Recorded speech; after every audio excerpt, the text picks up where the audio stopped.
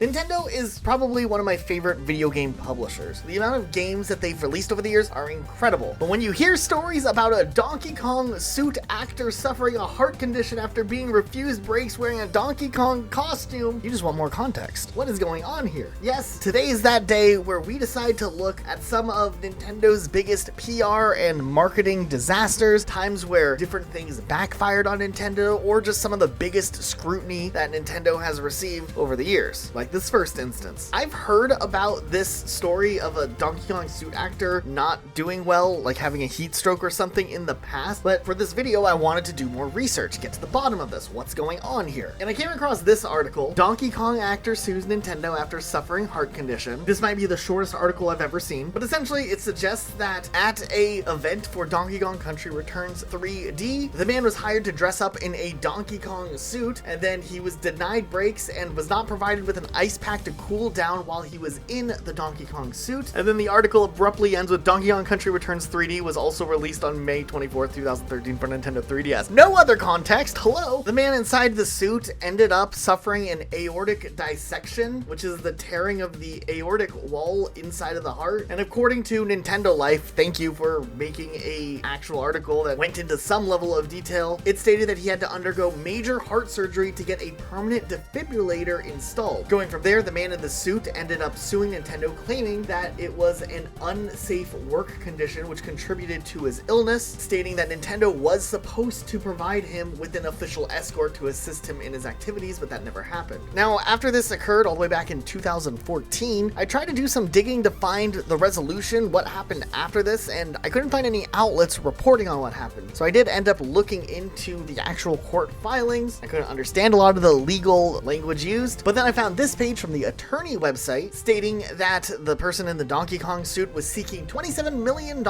as a part of the lawsuit, and I think if I'm understanding it correctly, they opted for a settlement agreement before trial with a confidentiality clause, so that's probably why we don't have any information, but we can assume they paid the guy a lot of money, maybe not $27 million, but at least a amount of money where he was like, okay, deal, I'd rather this not go to court and potentially win nothing. So what else has Nintendo landed themselves in hot water for over the years? Let's look at some of these. Way back in the day, after the release of The Legend of Zelda Ocarina of Time, games were in a weird era of obviously not being able to receive updates from the internet like we see commonplace nowadays. So if Nintendo wanted to update their game, they'd have to re-release the game altogether. And this actually happened with The Legend of Zelda Ocarina of Time. There was little things like, for instance, in the first version of the game, Ganondorf's blood was red, but due to controversy surrounding video games maybe being too violent, they opted into changing Ganondorf's blood to green in a later update. Also, of course, there was the crescent moon symbol that would be back on the mirror shield. It also would show up in certain places of Gerudo Valley. And after Nintendo received some complaints from Muslim community members who pointed out that the imagery was similar to one from their religion, Nintendo did opt into changing the symbol on the mirror shield. Now, by the time that this had gotten the attention of Nintendo, The Legend of Zelda Ocarina of Time had already been released and the different versions of the game had already been posted. However, later iterations after the Nintendo 64 era would be updated, like the GameCube version of Ocarina of Time, which is Master Quest. Any future re-release of the game would be updated as well. Okay, do you guys remember how exciting the launch of the Nintendo Wii was? Seriously, this was supposed to be like a huge deal, and honestly, it kind of was. Wii Sports was gas. But here's the thing, in the first month of the Wii releasing, there was a little bit of a problem with the Wii remotes that were included in the box set. Apparently, the wrist strap that came with every Wii remote had a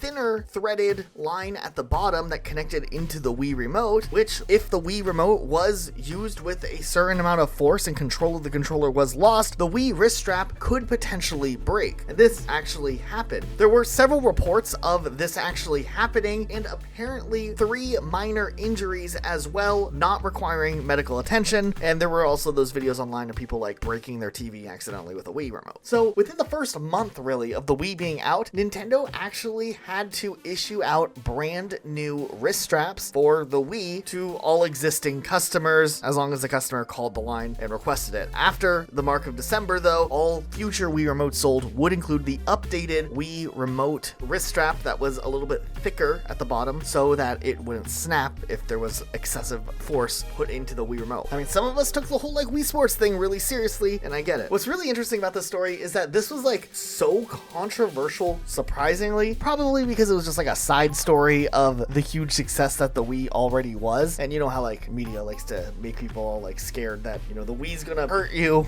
it's gonna kill you. But this ended up on my local news for some reason. Like they reported on it like it was some groundbreaking story. And my mom actually called Nintendo because I was lucky enough to get a Wii that Christmas. And she put in a request for the free replacement wrist strap, which actually did come. And I think those were the wrist straps I ended up using after I could figure out how to finally take off the old ones that were a little bit thinner. Kind of interesting though. I wonder how many people still have those thinner Wiimote wrist straps that never did break and they don't even know that they had it. Okay, we've talked about this one before on this channel because we've covered like Animal Crossing controversies, but this one's still a real bad look for Nintendo. Long story short, back in the day, Animal Crossing Wild World allowed players to customize catchphrases that villagers would say. You could pretty much make them say whatever they wanted, and it was kind of cool where if you had a villager move into your town from someone else's town, some of those catchphrases would carry over, and it was just like a cool little feature. Now, when Animal Crossing City Folk came around, Nintendo wanted to have connectivity between Wild World and City Folk. There's a few features that do cross over, but with City Folk, they sent out press versions of the game to media outlets. It included a copy of Wild World that already had a game save started, so the new features that connected the two games together could be tested by media outlets. However, for some outlandish reason that we don't even understand, the version of Wild World had a racial slur in it as one of those catchphrases, and that was sent out to the press. Yikes. Quickly, Nintendo caught wind of this though and issued an apology, because obviously this shouldn't have happened, and the way that this likely happened was through wireless function capabilities. One villager from someone's game somewhere moved into the town that was used as the basis for this special press copy of Animal Crossing. In the future iterations of Animal Crossing, they would actually remove the catchphrase transferring functionality that existed all the way back in the earlier games. So when someone who has a catchphrase moves into your town, their catchphrase is then reset, and it probably makes sense why after this whole thing happened. Okay, then there was another little controversy that came up around the release of the 3DS game Tomodachi Life. This game, as goofy and quirky as it is, allowed players to pair up different Miis together, and they could like be in a relationship or get married. And this game was like fun and casual. But back in 2014, a Nintendo fan launched a social media campaign seeking virtual equality for games characters, where he pointed out that Tomodachi Life doesn't allow for same-sex couples to be featured in the game. This little movement ended up catching a lot of momentum and was picked up by various outlets and gay rights organizations, and ultimately Nintendo ended up responding and apologized for not having the inclusivity and representation of same-sex couples in Tomodachi Life. In Nintendo's apology, they pointed out that it's not possible for them to change the game's design and that a significant development change can't be accomplished with a post-ship patch, but Nintendo also did say that it would be committed to building virtual equality into future versions if they're produced. And then they never made another Tomodachi game again, but at least they kind of acknowledged the lack of representation here. And apparently the guy who originally started the conversation about all of this actually made a statement that he was very happy with Nintendo's response, stating that he didn't believe that they were a homophobic company at all, and that at the end of the day, the exclusion of same-sex relationships was just an unfortunate oversight. Okay, now let's go all the way back to the release of Mario Party for the Nintendo 64. What a classic. Some of you probably already know this one, but it's so great to go back and revisit. But do you guys remember the little tug-of-war mini game from Mario Party? In this game, you had to spin the analog stick around, and what people would end up doing is they would put their palm of their hand on top of the analog stick and spin it around in a circular motion to try to spin it as fast as possible. Well, this ended up actually resulting in many people getting injured playing the game this way, with apparently over 100 cases of reported minor injuries from playing this game, and a lawsuit that Nintendo had to pay $75,000 in legal fees for. And this was like back in the time where, you know, everyone was trying to like compete with which console was the best. Nintendo 64, PlayStation 1, the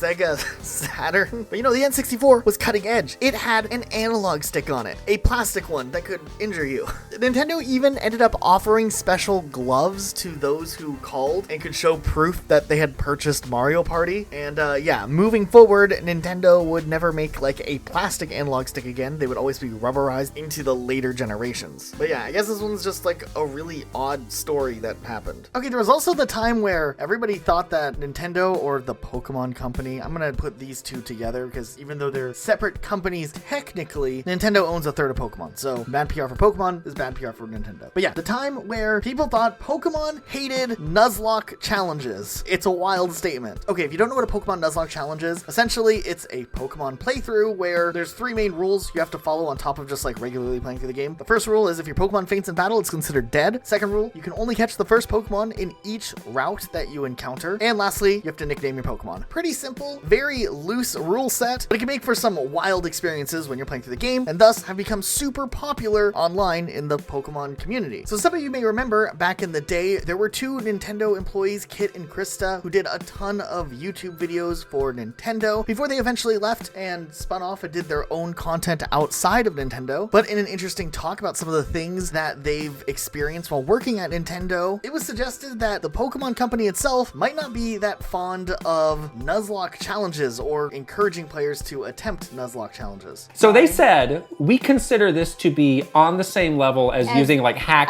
ROM hacks. Even more so after listening to this, it seemed like the Pokemon company was actually really against Nuzlocke. Comparing them to that of ROM hacks is a pretty giant comparison to make. So this opened up the gates to everybody voicing their opinions, considering opinions, drawing conclusions, and whatnot. I remember reading the discourse during all of this, and it was crazy. It went as far as suggesting that some people who were in Pokemon's good graces were dropped if they ever dared to do a Nuzlocke challenge on their YouTube channel, or Nintendo would blacklist them from ever getting to be involved in Nintendo projects moving forward. But then things got even spicier when Joe Merrick, who is the creator of the popular Pokemon website Cerebi.com, seriously, I've been using that website since I was a kid, and he posted on Twitter that he had reached out to the Pokemon company directly about this, and he tweeted out that they confirmed that that was incorrect, suggesting that they haven't cut people out for doing Nuzlocks or anything like that, and they don't care as long as you follow the confines of what's possible in the game. It was interesting. There was like a lot of debate over like whose side is right. I don't necessarily think that either side was really wrong in what happened. Either that's the policy that the Pokemon company used to have beforehand, and then they maybe changed their mind later on, or maybe there was a misunderstanding on what the policies actually were and how the Pokemon company looked at things like this. But the most important thing is that, like, I guess for content creators that are trying to do Nuzlocke challenges, to know that, yeah, they're not gonna like get on some secret blacklist that Nintendo has because they decide to Nuzlocke Pokemon games. To be fair, the fear is fine to have though, because if you think about it, Nintendo and Pokemon have a track record of being really, really strict on fan content that's out there. Nintendo's run into a lot of hot water over the years for shutting down a lot of community projects or fan games that have been set to release before. I mean, from a legal standpoint, yeah, they're within their rights to do that, but sometimes when there's just something really cool that a community member or fan person is working on, just to see it get shut down, like Mario 64 Online, for example, which was such a cool thing that someone was able to back engineer into the old Mario game so that people could play the game together. That was really cool. But yeah, you know, Nintendo has that long-lasting track record of doing stuff like this, so it was no real surprise that Pokemon and Nintendo would kind of get a lot of that backlash when this information was first presented out there. Okay, this next one wasn't a full disaster, but maybe it was a disaster averted in like air quotes or something like that. But Super Smash Bros. Ultimate was a highly anticipated game, and during beta footage of the game, some eagle-eyed fans noticed that Mr. Game & Watch's Up Smash had an appearance during his attack that may have resembled an angry Native American with headdress. This actually resulted in some discussions and controversy online over the potential offensive depiction. Now, for a little bit of context, this design actually originates from the original 1982 Game & Watch game Fire Attack, where the player controls a cowboy defending his fort from Native Americans wielding torches. Now, in the 80s, this type of stuff rarely was ever seen as controversial by the masses, but over the years, awareness and sensitivity to issues like cultural appropriation, racism, stereotyping has increased, and obviously people are more educated on some of the harmful effects that can come from stereotypes. Now, obviously, this specific depiction probably was a hotter topic also because the timing of this came during a time where depictions of Native Americans or indigenous people in various brands and logos was coming under question and scrutiny of how appropriate they were. It's like the whole fiasco that happened with the Washington Redskins in the late 2010s. I think because that was already a hot topic of discussion, I think when the early gameplay footage showcased this, it brought more attention to the overall discussion, more so than the offensive nature of what was was going on in Smash Bros. But Nintendo actually made a PR statement and apologized for the oversight and promised to change the design before the game actually released. Now, to be fair though, when you look into the story, a lot of the voices calling out Nintendo were not really always from people who were from native or indigenous descent. So I don't know, I'd really like to hear some of the opinions of people who are actually affected by this. When it comes to stuff like this, or like the Animal Crossing space buns debate that was like a huge conversation piece, sometimes I feel better just reading the comments than trying to like articulate a well-worded, conclusive statement on behalf of other people. But yeah, is this offensive? Okay, so what else do we got? Well, we do have the big controversy surrounding The Legend of Zelda Tears of the Kingdom. That kind of turned into a controversy, but I don't think it really affected too many things. If you guys remember back to just last year, The Legend of Zelda Tears of the Kingdom finally released. After years and years of people waiting for a sequel to Breath of the Wild, it was finally here. It was the same world as Breath of the Wild, but everything was renewed and updated to be different as like time in game had passed, and there was a whole lot of new areas added to the game. And then of course, there's new story, new dungeons, and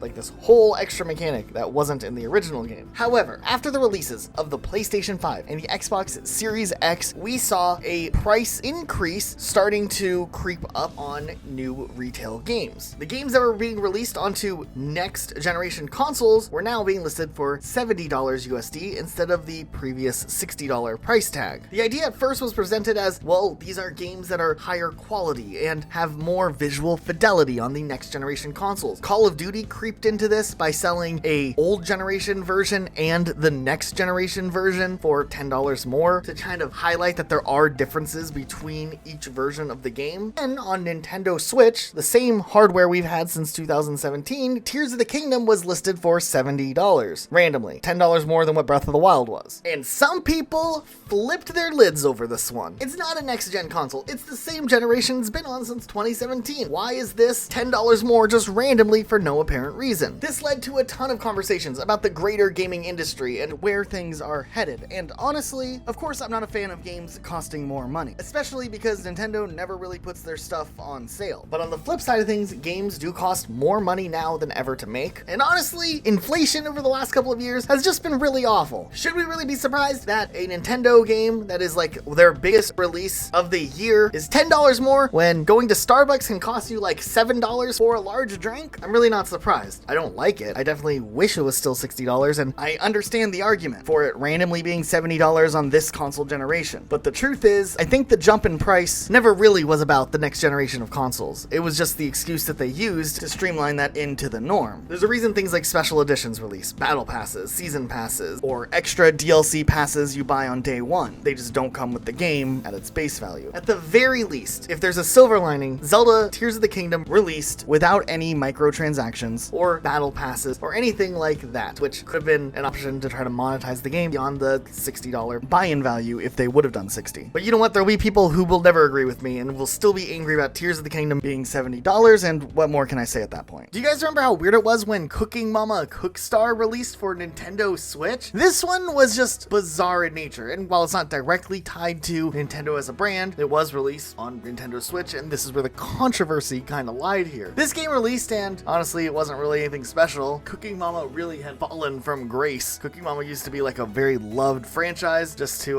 have this game release, apparently it wasn't even the same like team that originally made the Cooking Mama games so successful. But there was something even weirder about this specific game. A lot of people noticed that while playing this game, there were a lot of weird performance issues, and some people reported that their switches were overheating or just randomly having their fans like start spinning out of control or something. These were odd enough of reports, but then shortly after the game's release, the game was actually delisted everywhere, and just the release of the game was essentially canceled or reverted. This ended up sparking wild speculation as to what was going on with Cooking Mama Cookstar, and somehow, maybe this was because it was like, you know, post Bitcoin blowing up and stuff, people just started guessing that somehow Cooking Mama was mining Bitcoin on people's Nintendo Switches in the background secretly, and wow, that led down to some crazy rabbit holes. Apparently, this idea came from something that the company may have originally said, where they were like exploring possibilities of games that could not only provide a gaming experience, but also like mine cryptocurrency or something. It was a very, very messy argument, and there was a lot of like he said, she said speculation going on. There was no concrete evidence that Cooking Mama Cookstar was mining cryptocurrencies in the background. Matter of fact, I don't think it was. I just think it was a bad game, and it was poorly optimized. So what ended up happening next? Well, with Cooking Mama Cookstar being delisted, the value of Cooking Mama Cookstar physical copies went up a bit. Came like a little collector's item for a while. That was kind of cool. The company that owned the rights to the game and had released it knew that Cooking Mama's reputation was tarnished no matter what. So they decided to essentially re-release the game, dropping the Cooking Mama branding altogether, and essentially they just like put the game back out there on multiple platforms. It's the same game, just different characters. I mean, I guess for a game that's very obviously targeted at kids, removing Cooking Mama to it would remove the scrutiny of people who played Cooking Mama when they were kids and wanting to re-experience that for nostalgia purposes. And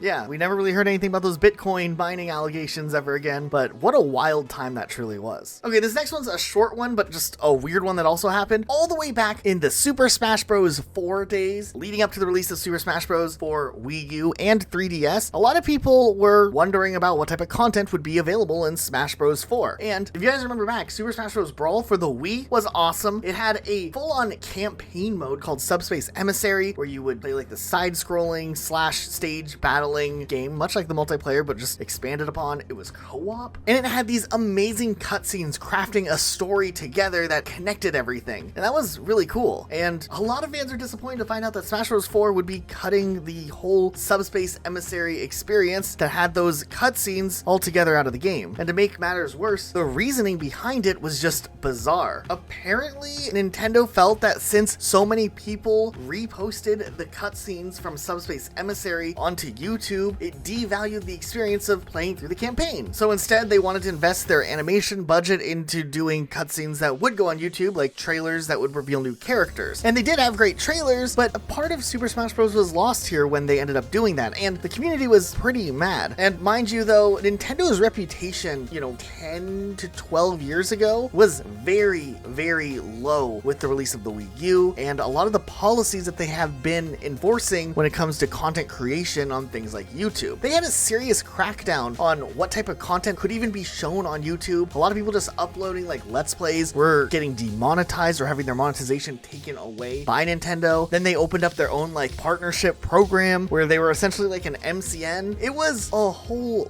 weird time, and it was just a time where it seemed like Nintendo could not read the room as to what's going on in the gaming industry, and it was a bad look for them for sure. Fortunately enough, they later would kind of change their position on a lot of this stuff moving forward, and they've loosened up a ton for Nintendo content creators. Fortunately, we can like talk about Nintendo and show gameplay nowadays and not have to worry about like losing monetization for showing 2 to 3 seconds of a video game trailer. As far as the full campaign experience that once was in Brawl, still hasn't come back yet. There are other experiences like single player type things you can do in the newer Smash Bros. Games, but man, there was something special about Subspace Emissary as just an added bonus on top of the already great game that Super Smash Bros. Really was. Okay, some of you might remember all the way back to when Nintendo decided like, hey, we're gonna be doing some more stuff with our online service for the Switch, and it's gonna be even more aggressive than ever before. There was surprisingly so much outrage over the Nintendo Switch Online expansion pass that they added. But to be fair, the cost of Nintendo Switch Online back when it first was unveiled was maybe justifiable. Like for instance, the Wii, Wii U, and the Nintendo DS, 3DS era, online functionality was all free and included just by having the console. And the Switch itself actually launched with free online. However, people who purchase games like Splatoon 2 at launch randomly essentially had to start now paying for access to continue to play the game that they had already paid for that they previously could play online for. A game like Splatoon or Mario Kart 8 Deluxe, for example, are very multiplayer heavy besides like the offline single player stuff. So I can see the frustration of like losing access to something you didn't have to pay for before. And also, to be fair, Switch Online is very limited in all of the social features it has. It doesn't have anything nearly as in depth as like the friends lists or party features that like Xbox or PlayStation has. There's not even like achievements, for example. And while things like the Nintendo Classics app are really a cool idea and a great way to reward players who are paying this fee, if you think about the bigger picture here, a lot of the games that are featured there previously were available on the Wii eShop for sometimes less money than what they're available for with Nintendo's online service. Especially if you pay for the bigger expansion pass that gives you the N64 version. When you add up a monthly subscription or you pay outright for your subscription, it is kind of a substantial purchase you have to make if you're a Nintendo Switch user. Now, I'd say most gamers who have a Nintendo Switch probably also play on another console, so it does feel definitely added on, like, great, now I have to pay for another service on top of all these other services that I already paid for. Honestly, at this point, I've come to terms with it. I've accepted. I know Nintendo's gonna take some money out of my bank account one way or another every single month that I've owned a Nintendo Switch, even if I haven't played that heavily, because I'm not gonna pay attention too much to, like, my monthly subscriptions, because what if I do want to play online randomly? I don't have to, like, go through the process of resubscribing again. It doesn't make the fact that this is very irritating to some people, you know, really valid. Okay, then I don't know how deep this next rabbit hole goes, but there is a conspiracy theory within the Nintendo fandom that something called Nintendo ninjas exist, and I'll be honest, I think I totally believe it. Okay, maybe not like actual ninjas that work for Nintendo, but Nintendo ninjas is kind of the term that's used to refer to, like, the legal department at Nintendo, the part of the company that, like, protects Nintendo's intellectual properties. And this is, like, the department of Nintendo that people probably hate the most when it comes to overall Nintendo, because of course the legal side of Nintendo has been very strict and has cracked down on so many different fan projects over the years, have worked vigorously to prevent things like ROM hacks from being as widespread, and in a more justifiable sense, they have also been known to go very hard against, like, pirators or bootleggers of video games under their IPs. But man, some of, like, the stories around Nintendo ninjas are, like, next level conspiracy, but also kind of crazy to read about. Like, there was one person who apparently was, like, running a website where you could download Nintendo ROMs. He later would be taken to court, but in the court filings, it seemed like Nintendo had done their whole private investigation on the dude, knowing what time he was awake, when he was home, when he would leave his home. Like, they did a whole profile on this guy, which means, like, Nintendo literally sent out spies to check out, you know, who this potential distributor of pirated versions of Nintendo games lived. Now, to be fair, the dude was, like, involved in some, like, deep piracy operation that involved, like, going into the files to figure out how to bypass new games that were being released. I don't know all the details. I don't understand how a lot of this stuff works. What I do know is he had to serve 14 months in prison, and then after he got out of prison, they were like, oh yeah, here's $14 million in fines you're also supposed to pay back. And then in, like, an interview after he actually got out of prison, he said that he was struggling to pay rent because he had to pay this astronomically high amount of money back in legal fees, which he doesn't know how he's ever going to pay that back. Obviously, Nintendo was sending a message. They don't want people pirating their games or being involved in the distribution of their games being pirated. However, while this case might be justified in pursuing because he was, like, one of the people who was, like, you know, distributing games, that's a no-no. I feel like the aggressive takes on shutting down fan projects, especially on games that are decades old, does seem maybe a little egregious. I mean, obviously, the Mario 64 multiplayer mod comes to mind. There was a really cool Legend of Zelda Breath of the Wild co-op mod that got knocked off the face of the earth, a Pokemon fan game that looked really cool. There was a Metroid game, The Legend of Zelda Ocarina of Time 2D, which also got shut down. Pokemon Brick Bronze, even on Roblox, wasn't safe. Nintendo has always been very aggressive with anything that's not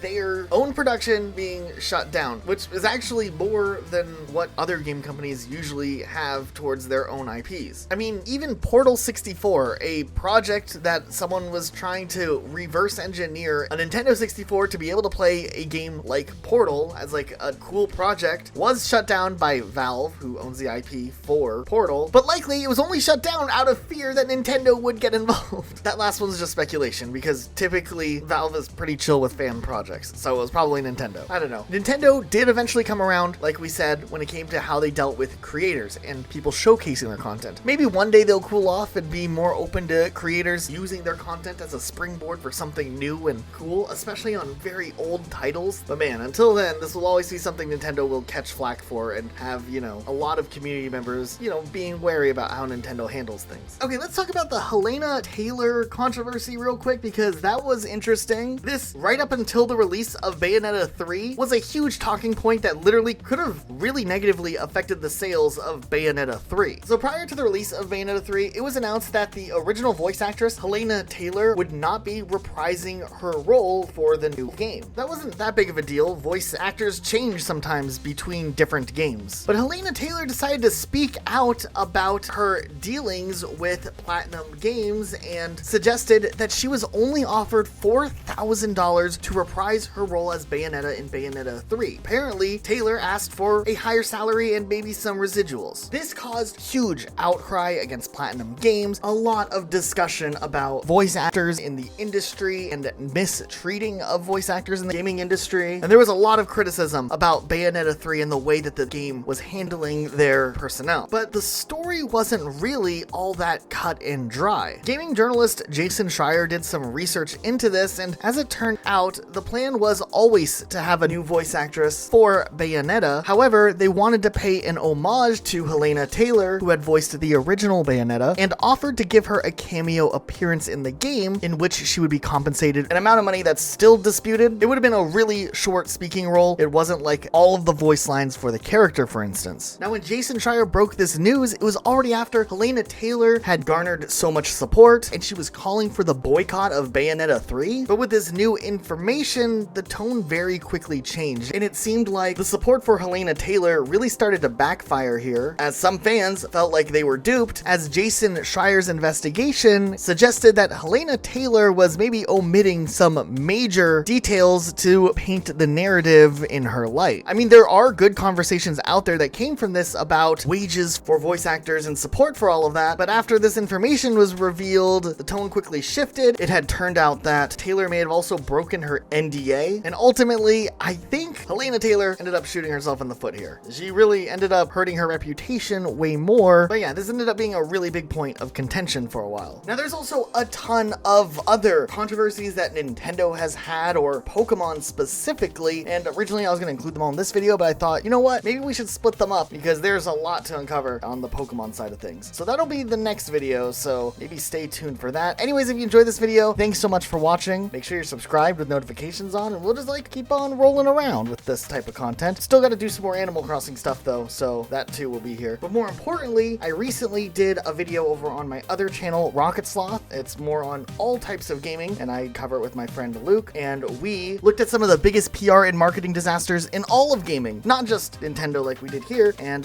talked about those. So if you want more of this stuff, make sure you go check out the video we did on Rocket Sloth. We have this cool podcast section at the end you could watch also. Thanks for watching. Make sure you're subscribed. If you're on TV, clicking the extra button helps. It goes a long way, and we'll see you next time with a new video.